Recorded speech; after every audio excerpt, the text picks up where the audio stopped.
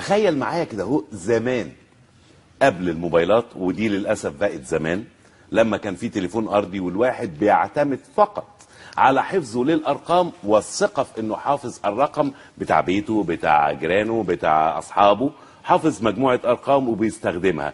تيجي نشوف مع بعض زمان لما كانوا بيستخدموا التليفون اللي بقرص ايه اللي كان بيحصل معاهم، ونرجع نكمل كلامنا.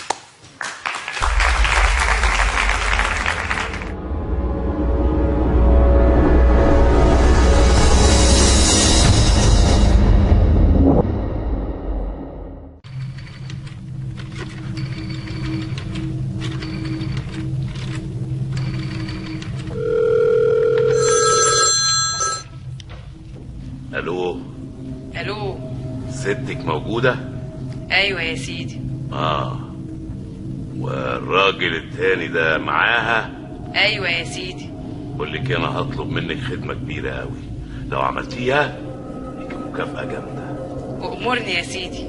عايزك تخشي اوضة المكتب بتاعتي، افتحي الدرج الاولاني، هتلاقي المسدس بتاعي، هتاخدي المسدس هتخش عليهم، تضربي ده طلقه وتضربيها طلقه وده طلقه وهي طلقه بس، عشان ما يبقاش موت وخراب ديار.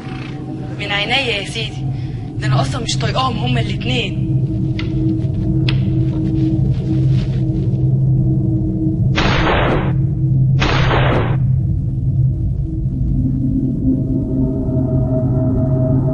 الو. عملتي ايه؟ كله تمام؟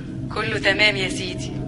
دلوقتي هتجيبي شوالين وتحطي ده في شوال وتحطيها في شوال وتلفيهم لفة هدايا. من عينيا يا سيدي.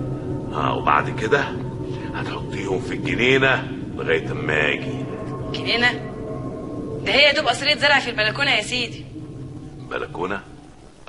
هو دي مش 2 4 6 8 5 3؟ لا يا استاذ، النمرة غلط. النمر غلط، انا اسف جدا، انا اسف جدا، سوري. اسف جدا؟ بعد ايه يا حبيبتي يا ستي يا حبيبي يا سيدي؟ خسارة لفة الهدايا.